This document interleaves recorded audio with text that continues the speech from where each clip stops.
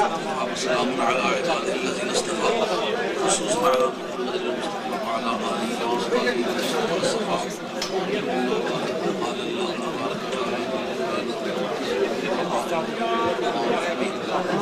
قال الله تبارك وتعالى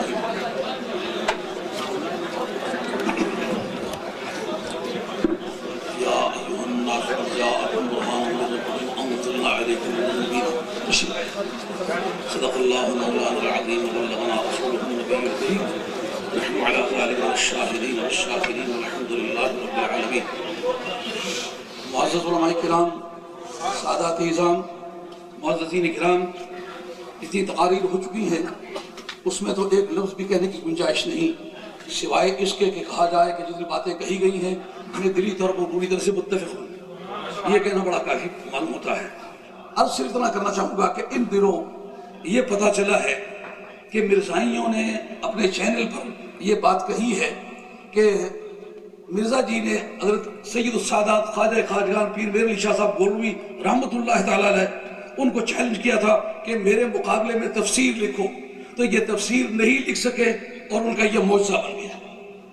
جیسا وہ نبی مصنوعی ہے ایسا ہی معجزہ مصنوعی ہے.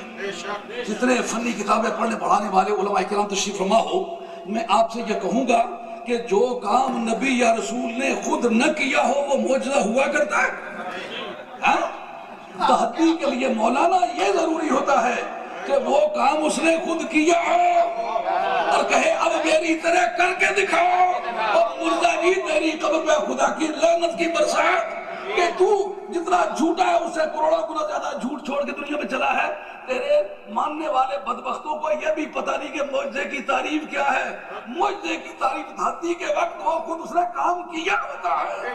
جب سرکار نے پروردگار کے ارشاد کے مطابق فاتو بصورت من مثلہ ودعوا شہداءکم، ایسی چھوٹی سے چھوٹی صورت لے آؤ اس کی مانند. سبحان اللہ. وقت کی تنگ دامانی کو دیکھ کر آپ کو محروج کرنا پڑتا ہے. اگر اس پر مخالفین نے بھی ایسا دلچسپ لکھا ہے کہ من مثل ہی سے مراد ہی کا مرجع کون سا ہے.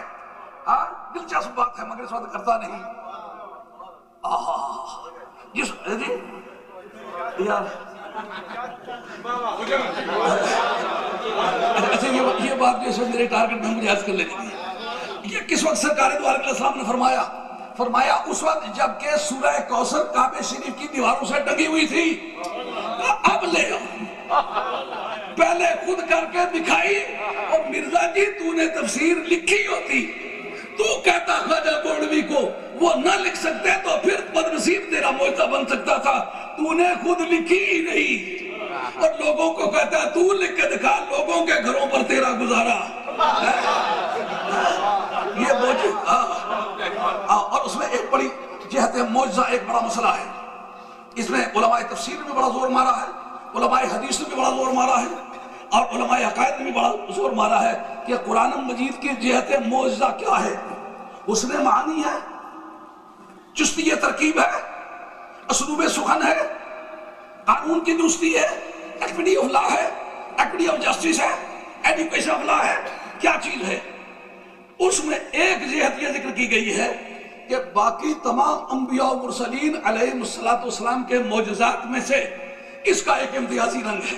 جس طرح مدینے کے تاجدار کی زلفوں کا نرالا رنگ ہے، قد و قامت کا نرالا رنگ ہے. تیرا قد تو نادر دار ہے، کوئی مثل ہو تو مثال دے، کوئی مثل ہو تو مثال دے. نہیں گل کے پودوں میں ڈالیاں کہ چمن میں سروے چما لے. سرکار کے ہر چیز میں رنگ نرالا ہے. سرکار کے معجزے میں بھی یکتائی و بے ہمتائی بے نصیبی کا ایک رنگ ہے. وہ کیسے؟ کہ ہر نبی نے جب معجزہ دکھایا، ہر رسول نے جب یہ معجزہ دکھایا، اس میں یہ ایک بات تھی کہ معجزہ اس فیلڈ میں دکھلایا جس فیلڈ میں عوام کو کوئی تجربہ نہیں تھا. مثلا صالح علیہ السلام نے اونٹنی پتھر سے نکالی، فٹ کی بات ہے. قوم کہتی ہے ہم کیسے معجزہ دکھائیں، ہم اس بارے میں ایکسپیرینس ہی نہیں ہے، تجربہ ہی نہیں ہے، کیسے معجزہ دکھائیں. ہم نے کبھی پتھر سے کوئی جانور نکالنے کا ایکسپیرینس نہیں کیا، ہم نہیں کر سکتے. عیسیٰ علیہ السلام نے مردے زندہ کیے، ان کا ہمیں اس بارے میں کوئی تجربہ نہیں، اس لیے ہم مقابلہ کرنے کے لیے تیار نہیں. موسیٰ علیہ السلام نے بغل میں ہاتھ ڈال کے ید بیضا نکال کے دکھ رہا کہ اس کا کا ہمیں کوئی ایکسرسائز نہیں کی، کوئی پتہ نہیں ہے کہ کس طرح کرتے ہیں۔ اب ہم اس کا مقابلہ کس طرح کر سکتے ہیں؟ سرکار نے معجزہ دکھلائے، چاند ٹوٹ کے زمین پر آ جا۔ مودودی صاحب کہتے ہیں چاند کا ٹوٹنا ثابت ہے لیکن سرکار کا توڑنا ثابت نہیں۔ یہ ایسا جملہ جیسا کہ کہے اس کا باپ ہونا مجھے تسلیم ہے، اپنی ماں کا خامد ہونا تسلیم ہے۔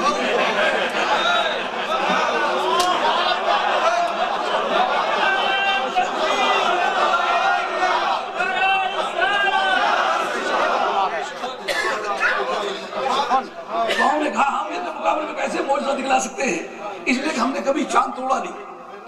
اچھا کعبے کے بت دھڑام دھڑام گرے، کہا ہم اس بارے میں کچھ نہیں کر سکتے اس لیے کہ ایسا اشاروں کو بتوں سے گرانے کا کوئی ہمیں تجربہ نہیں۔ جی جنگل کی ہرنیوں نے کلمہ پڑھا، بھیڑیوں نے کلمہ پڑھا، کہا اس بارے میں ہمارا کوئی ایکسپیرینس نہیں۔ اچھا ایکسپیرینس کس چیز میں ہے؟ حسن کلام میں۔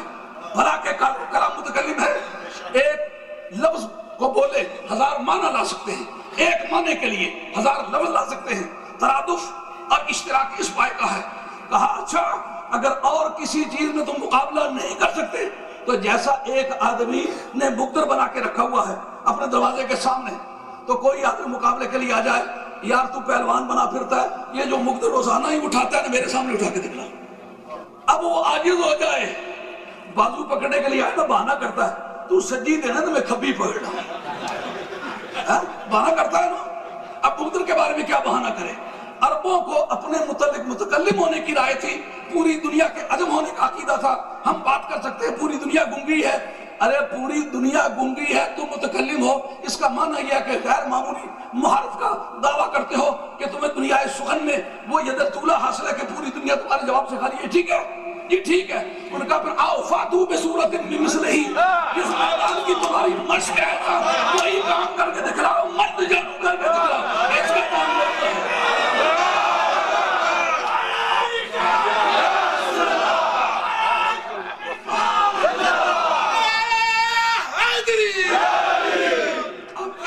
اس واقعے کی روشنی میں حضرت بریلوی رحمت اللہ علیہ کا کلام ذوق سے پڑھ لو۔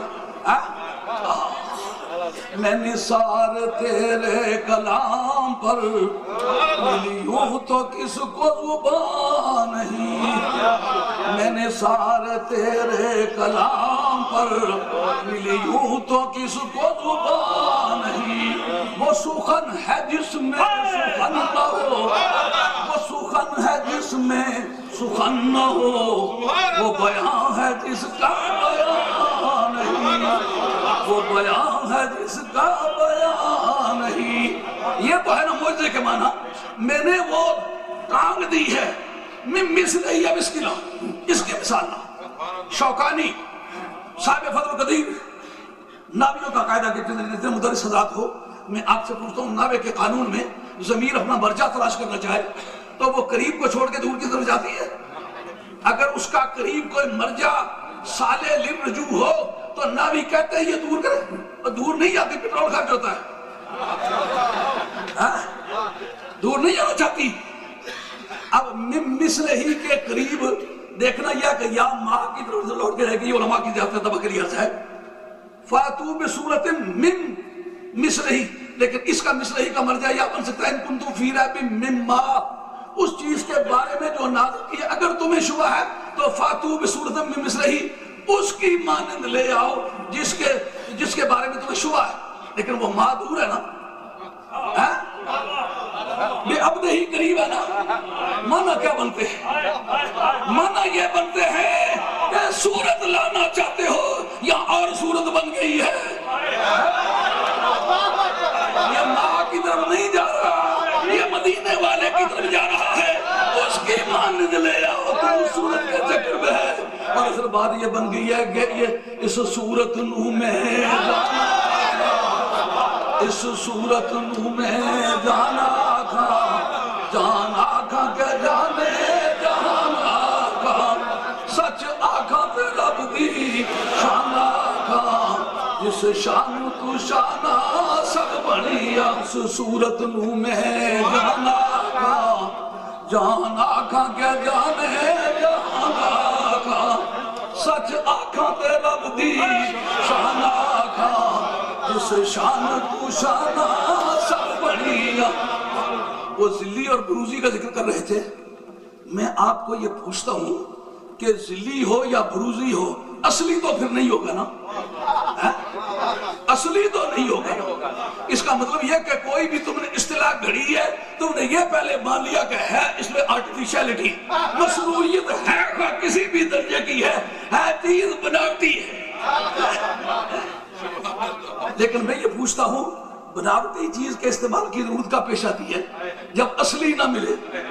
ہمارے علماء عقائد تو یہ کہ 4 نبی اس وقت زندہ ہیں اور اصلی حیرت ہوتی وہ کہاں ہیں.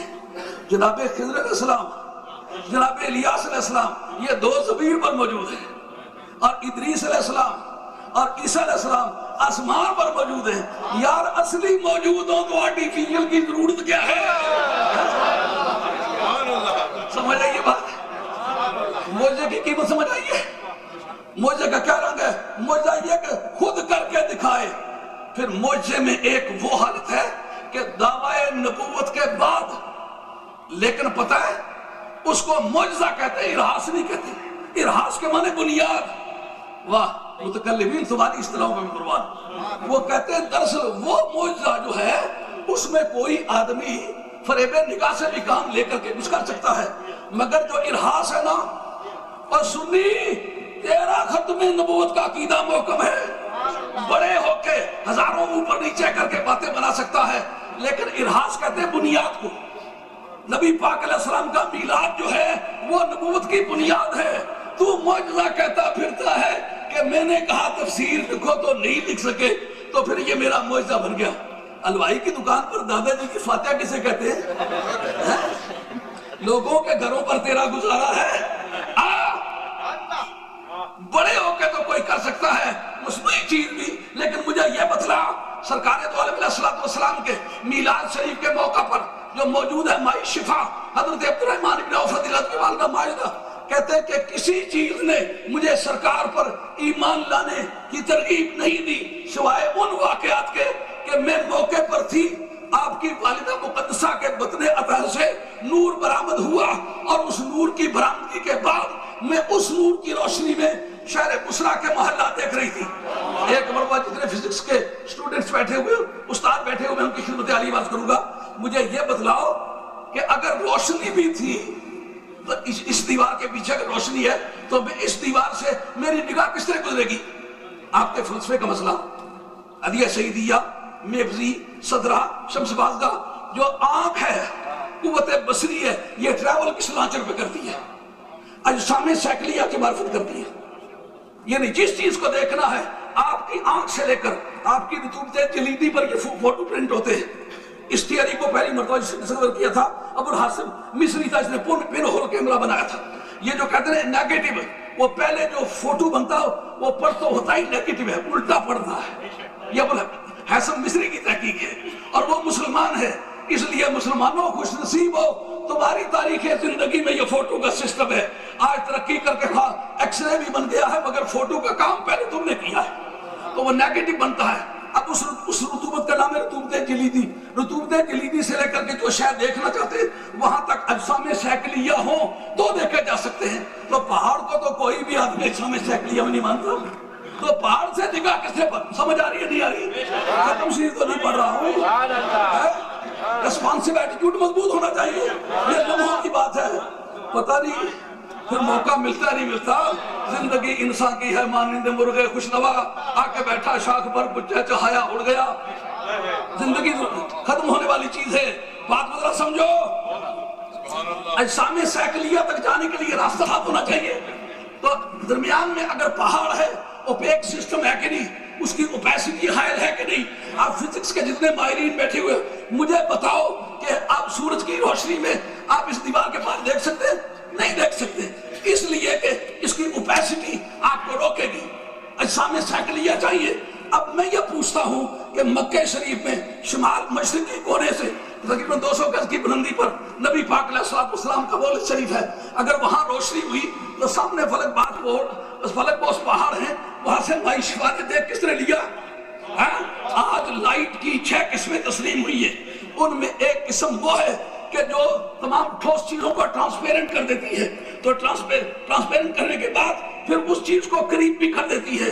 اگر آنکھ جو ہے یہ اس فضا کے لانچر کو استعمال کرے، دوری محسوس ہو، تو وہ اتنی لائٹ ہے کہ اس کو قریب بھی کر دیتی ہے. اور اس لائٹ میں اتنی قوت بھی ہے وہ ہڈیوں کے اندر جا کے فوٹو بھی لے لیتی ہے. ایکس رے کو دیکھتے ہو، یہ اس چھٹے درجے کی لائٹ نہیں ہے، چھٹے درجے کی لائٹ میرے مدینے والی سرکار کی ہے. جب نبی پاک علیہ السلام کی لائٹ پڑتی ہے تو لائٹ پڑنے سے پہاڑ ٹرانسپیرنٹ ہو جاتے ہیں. تو اگر صاحب بھی ہو تو دوپہر کی دھوپ میں اگر کوئی ہوائی جہاز پر بیٹھ کے وہاں سے شہر خسرو دیکھنا چاہے دیکھ سکتا ہے؟ نہیں دیکھ سکتا، اتنا دور ہے. تو پھر اتنی دوری کے باوجود دیکھ کیسے لیا؟ اس کا نام ہے ارہاس. متکلمین کا ایک طبقہ کہتا ہے ارہاس نہیں کہتے، اس کو بھی ہم موجود ہیں. اور نبی تو ماں کی گود میں ہو تو ایسے کام کر کے دکھلاتا ہے. سوسائٹی عاجز ہو. آج پوری دنیا نے مان لیا کہ روشنی کی ایک وہ قسم بھی ہے جو دوریوں کو قریب کر دیتی ہے اور پہاڑوں کو ٹرانسپیرنٹ کر دیتی ہے. اب اس پر تو معجزے کی تعریف صادق آئی. اب قرآن کہتا ہے کہ اگر تو بھی لانا چاہتا ہے نا تو فاتو بصورت من مثلہ، اس کی طرح لا جس طرح نکھار کے یہ لاتا ہے. یہ مصنوعی معجزے بیان میں اختصار اور سادگی ملحوظ رکھی ہے، بڑی مشکل سے جانے واقعہ محفوظ رکھی ہے. وما علینا الا البلاغ المبین. الحمدللہ رب العالمین.